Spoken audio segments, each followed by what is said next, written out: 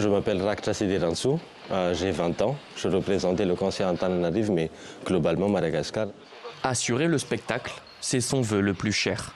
Ce soir, ils seront 3500 à écouter Rak en finale du concours international d'Eloquentia.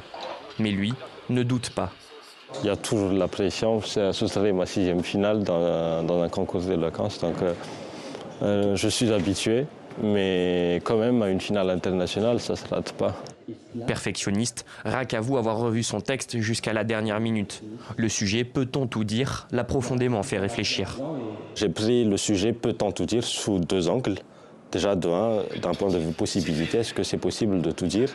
Et deuxièmement, d'un point de vue éthique et moral, est-ce que c'est moral de tout dire? C'est un sujet clivant déjà. Je suis là pour dire aux gens qu'on peut tout dire. Les répétitions terminées, il est temps pour lui de se retirer dans sa loge. Le moment qu'il attendait tant est bientôt là.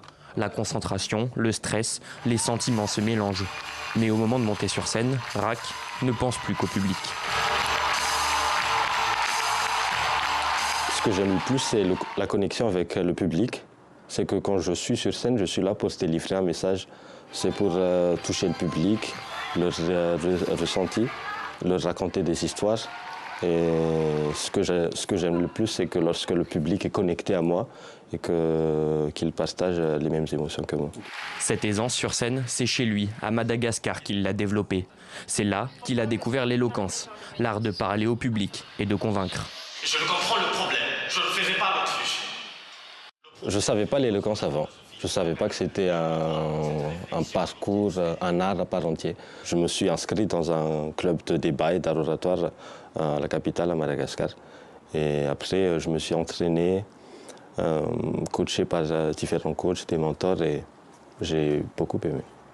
Malgré une performance saluée par le public et le jury, Rak n'a pas remporté la victoire. C'est son adversaire Tanina et son sujet La vie à l'école, l'école de la vie, qui a été sacré. Mais l'important n'était pas là.